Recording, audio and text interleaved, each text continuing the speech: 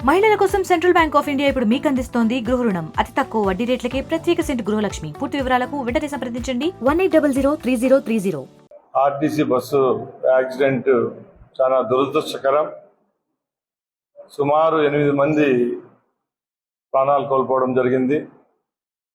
చిత్తూరు జిల్లా బంగారుపాలెం దగ్గర వేగంతో వస్తున్న లారీ అదుపు తప్పి ఆర్టీసీ బస్సును గుద్దడంతో బస్సులో ప్రయాణిస్తున్న 40 మందిలో 8 మంది డ్రైవర్తో సహా అక్కడ మృతి జరిగింది.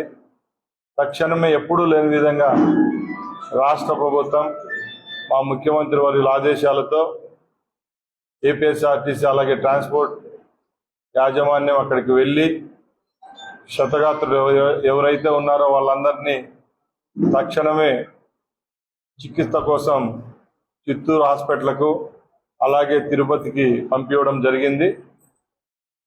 ప్రాణాలు కోల్పోయిన కుటుంబానికి ప్రభుత్వం తరపున అలాగే ఏపీఎస్ఆర్టీసీ యాజమాన్యం తరపున 5 లక్షలు, అలాగే ప్రమాదంలో తీవ్రంగా గాయపడిన వాళ్లకు 1 లక్ష రూపాయలు, డ్రైవర్ కుటుంబానికి ఏపీఎస్ఆర్టీసీ తరపున ఏదైతే ఇన్సూరెన్స్ క్లెయిమ్ అవుతుందో అది సుమారుగా 80 లక్షల రూపాయల పైన వచ్చేదానికి ఆస్కారం ఉంది. కాబట్టి ఆ క్లెయిమ్ కూడా ఇచ్చేదానికి ప్రభుత్వం చర్యలు తీసుకుంటా ఉంది. ముఖ్యంగా ఈ అధిక యాక్సిడెంట్ల కారణం మీ అందరికీ తెలుసు. ప్రమాదాల్లో ఎక్కువగా గురవుతున్న కుటుంబాలకు, శోక సముద్రాల్లో ఉండే వాళ్లకు మేము ఒకటే విన్నవించుకుంటున్నాం. రాబోయే కాలంలో తప్పకుండా ఆంధ్రప్రదేశ్లో యాక్సిడెంట్ ఫ్రీ రాష్ట్రంగా చేసేదానికి ప్రభుత్వం రాబోయే 5 సంవత్సరాల్లో చర్యలు తీసుకుంటా ఉంది.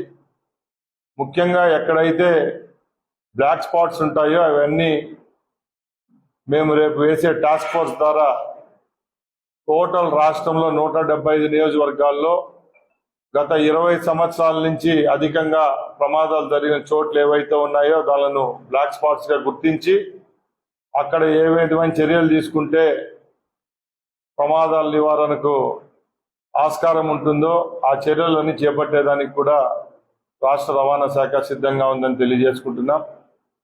ముఖ్యంగా ఈ రాష్ట్రంలో ఏపీఎస్ఆర్టీసీ గత 5 సంవత్సరాల నుంచి కుదేలైంది. మా ప్రభుత్వం ఏర్పాటైన తర్వాత ఎప్పుడూ లేని విధంగా ఆర్టీసీ బస్సు కొనుగోలు విషయంలో ముందుకొచ్చి 1400 బస్సులను ఈరోజు రోడ్లపైకి తెచ్చేదానికి సిద్ధమయ్యాం. ఇప్పటికే సుమారు 600 బస్సులను ఈ 2 నెలల్లోనే రోడ్లపై నడుపుతున్నామంటే ఒకసారి మీరు గమనించాలా. ముఖ్యంగా ఏపీఎస్ఆర్టీసీని ఆ రోజు జగన్మోహన్ రెడ్డి ప్రభుత్వం రాష్ట్ర ప్రభుత్వంలో విలీనం చేశారు. ఎక్కడ ఏ విధమైన మంచి జరగకుండా అక్కడ పనిచేస్తున్న కార్మికులకు అలాగే సంస్థకు కూడా ఏ విధమైన మంచి పని అనేది 5 సంవత్సరాల్లో జరగలేదు. ఇప్పుడు మా ప్రభుత్వం ఏర్పాటైన తర్వాత కార్మికుల యొక్క సమస్యలు ఏవైతే ఉన్నాయో అలాగే ప్రయాణికులకు సంబంధించిన విషయాల్లో ఏ విధమైన రాజీ లేకుండా ఏపీఎస్ఆర్టీసీని ముందుకు తీసుకొని పోయేదానికి రాష్ట్ర ప్రభుత్వం సిద్ధంగా ఉందని తెలియజేసుకుంటున్నా.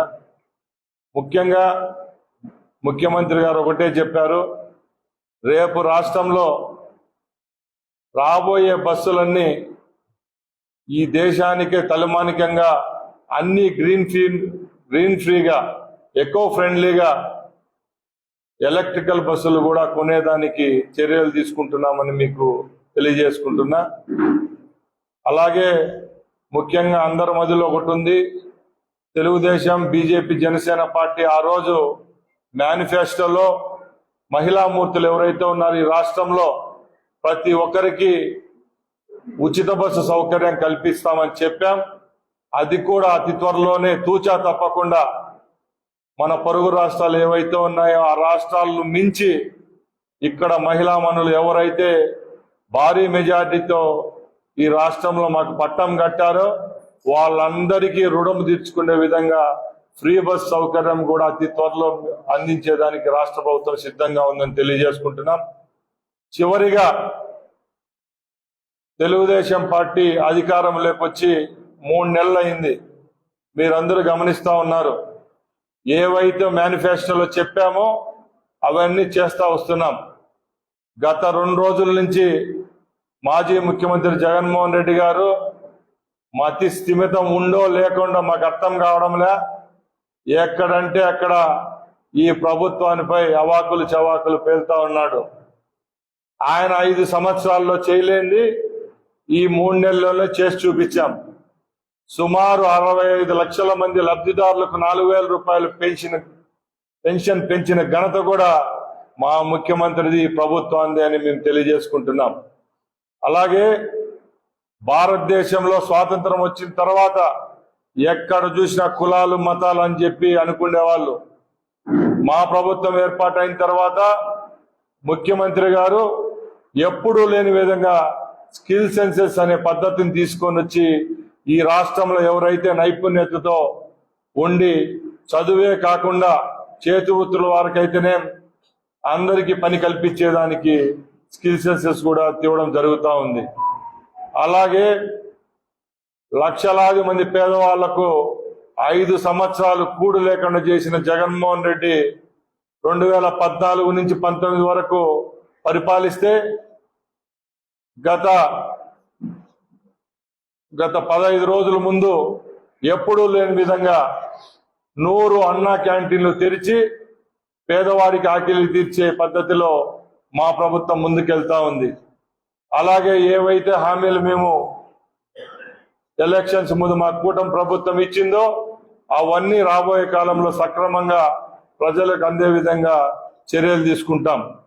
చివరిగా మొన్న గత 100 సంవత్సరాల నుంచి ఎప్పుడూ లేని విధంగా విజయవాడకు వరదొచ్చి బుడమేరు వాగు పొంగి విజయవాడలో సుమారు 3 లక్షల మంది జనాలు అష్ట కష్టాలు ఆపసోపాలు పడతా ఉంటే 20 నిమిషాలు కూడా వాళ్ళ కోసం కేటాయించకుండా గత 12 రోజులు ఈ రాష్ట్ర ముఖ్యమంత్రి అయితేనే, మంత్రివర్గం అయితేనే, సుమారు 100 మంది ఎమ్మెల్యేలు, 150 మంది IAS IPS ఆఫీసర్లు, రాష్ట్రంలో ఉన్న అన్ని మున్సిపాలిటీల నుంచి కార్మికులు తీసుకొని పోయి విజయవాడ ప్రజలకు నేనున్నానంటూ ఆ రోజు హుదూద్ తుఫాన్లో ఏ విధంగా వైజాగ్ లో సేవలు అందించామో ఈసారి కూడా ప్రజలు తేరుకుండే విధంగా చేసిన ఘనత కూడా మా ప్రభుత్వానికే దక్కుతుందని తెలియజేసుకుంటూ సెలవు తీసుకుంటున్నా. జై హింద్, జై తెలుగుదేశం, జై చంద్రబాబు. మరిన్ని వీడియోస్ కోసం ఛానల్ ని సబ్స్క్రైబ్ చేయండి. లేటెస్ట్ అప్డేట్స్ కోసం వాట్సాప్ ఛానల్ ని ఫాలో చేయండి. అండ్ లింక్ డిస్క్రిప్షన్ లో ఉంది.